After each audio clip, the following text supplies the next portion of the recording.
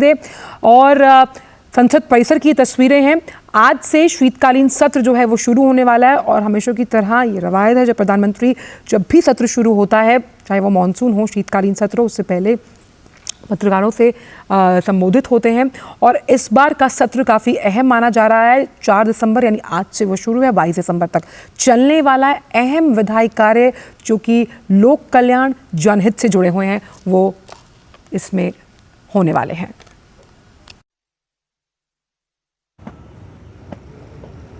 नमस्कार साथियों,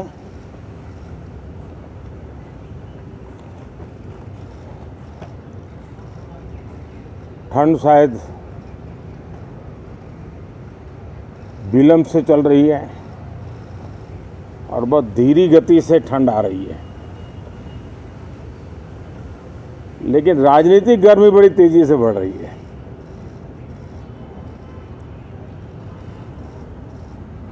कल ही 4 राज्यों के चुनाव नतीजे आए हैं। बहुत ही उत्साहवर्धक परिणाम है। ये उनके लिए उत्साहवर्धक है जो देश के सामान्य मानवी के कल्याण के लिए कमिटेड है, जो देश के उज्जवल भविष्य के लिए समर्पित है,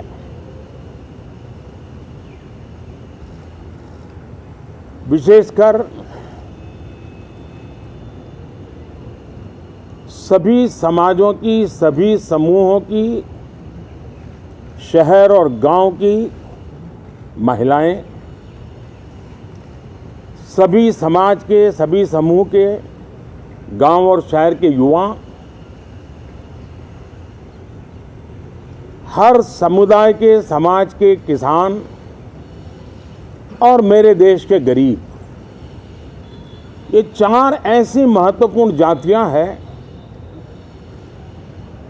जिनका एम्पावरमेंट,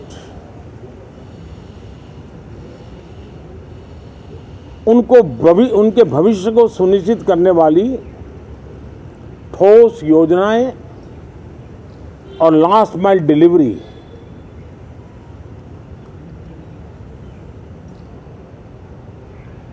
इन उसूलों को लेकर के जो चलते हैं उन्हें भरपूर समर्थन मिलता है। और जब गुड गवर्नेंस होता है, पूर्णतया जनहित के लिए समर्पण होता है, तो एंटी इनकम्बेंसी ये शब्द इरेलेवेंट हो जाता है। और हम लगातार ये देख रहे हैं, कोई इसको प्रो इनकम्बेंसी कहे, कोई इसे गुड गवर्नेंस कहे, कोई इसे ट्रांसपेरेंसी कहे, कोई उसे राष्ट्रहित की, जनहित की ठोस योजनाएं कहें, लेकिन ये लगातार अनुभव आ रहा है। और इतने उत्तम जनादेश के बाद आज हम संसद के इस नए मंदिर में मिल रहे हैं। इस संसद भवन के नए परिसर का उद्घाटन हुआ, तब तो एक छोटा सा सत्र था, ऐतिहासिक निर्णय हुआ था, लेकिन इस बार लंबे समय तक इस सदन में कार्य करने का अवसर मिलेगा। नया सदन है, छोटी मोटी अभी भी शायद व्यवस्थाओं में कुछ कमियां महसूस हो सकती हैं। जब लगातार काम चलेगा, सांसदों और विजिटर्स को भी, मीडिया के लोगों को भी ध्यान में आएगा कि इसको जरा अगर ठीक कर लिया जाए तो अच्छा होगा। और मुझे विश्वास है कि आदरणीय उपराष्ट्रपति जी और आदरणीय स्पीकर महोदय के नेतृत्व में उन चीज़ों की तरफ पूरी तरह निगरानी है।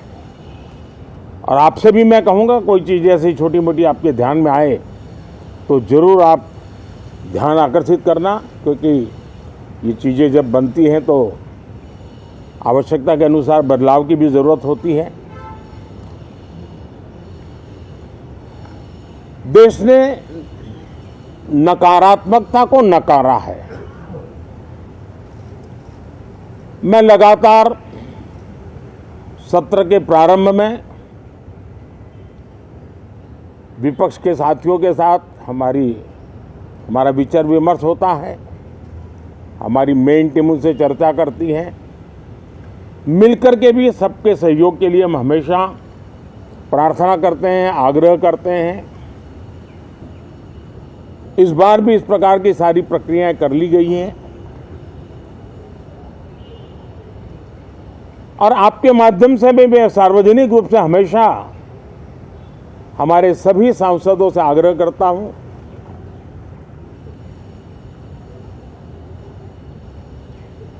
लोकतंत्र का ये मंदिर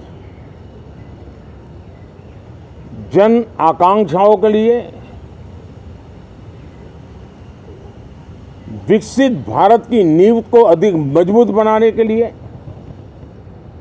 बहुत महत्वपूर्ण मंच है।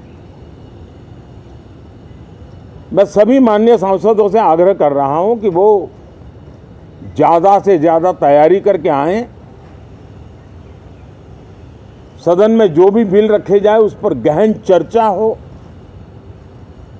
उत्तम से उत्तम सुझाव आए और उन सुझावों के द्वारा, क्योंकि जब एक सांसद सुझाव देता है तो जमीनी अनुभव का उसमें बहुत ही उत्तम तत्व होता है, लेकिन अगर चर्चा ही नहीं होती है तो देश उससे मिस करता है उन चीजों को। और इसलिए मैं फिर से आग्रह करता हूं, और अगर मैं वर्तमान चुनाव नतीजों के आधार पर कहूं तो जो विपक्ष में बैठे हुए साथी हैं, ये उनके लिए गोल्डन अपॉर्चुनिटी है। इस सत्र में पराजय का गुस्सा निकालने की योजना बनाने के बजाय इस पराजय में से सीख करके पिछले 9 साल से चलाई गई नकारात्मकता की प्रवृत्ति को छोड़ करके इस सत्र में अगर सकारात्मकता के साथ आगे बढ़ेंगे तो देश उनके तरफ देखने का दृष्टिकोण बदलेगा, उनके लिए एक नया द्वार खुल सकता है। और वो विपक्ष में है तो भी उनको एक अच्छी एडवाइस दे रहा हूं कि आइए, सकारात्मक विचार लेकर के आइए। अगर हम 10 कदम चलते तो आप 12 कदम करके फैसला लेकर के आइए। हर किसी का भविष्य उज्जवल है, निराश होने की जरूरत नहीं है, लेकिन कृपा करके बाहर के पराजय का गुस्सा सदन में मत उतारना। हताशा, निराशा होगी, आपके साथियों को आपका दम दिखाने के लिए कुछ न कुछ करना भी पड़ेगा, लेकिन कम से कम लोकतंत्र के इस मंदिर को वो मंच मत बनाइए। और अभी भी मैं कहता हूं, मैं मेरे लंबे अनुभव के आधार पर कहता हूं कि थोड़ा सा अपना रुख बदलिए, विरोध के विरोध का तरीका छोड़िए, देश हित में सकारात्मक चीजों का साथ दीजिए, अच्छी उसमें जो कमियां हो उसकी डिबेट कीजिए। आप देखिए देश के मन में आज जो ऐसी कुछ बातों पर नफरत पैदा हो रही है, हो सकता है वो मोहब्बत में बदल जाए, तो मौका है, ये मौका जाने मत दीजिए।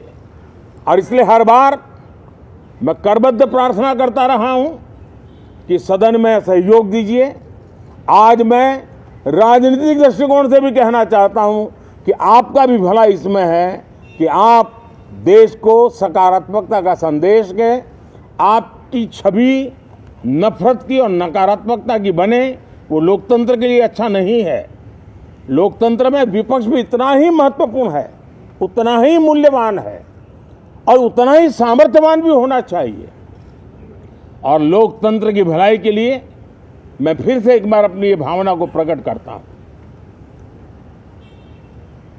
2047 अब देश विकसित होने के लक्ष्य में लंबा इंतजार करना नहीं चाहता। समाज के हर वर्ग में यह भाव पैदा हुआ है कि बस आगे बढ़ना है। इस भावना को हमारे सभी माननीय सांसद आदर करते हुए सदन को उस मजबूती से आगे बढ़ाएं, यही मेरी उनसे प्रार्थना है। आप सबको भी साथियों मेरी बहुत बहुत शुभकामनाएं हैं।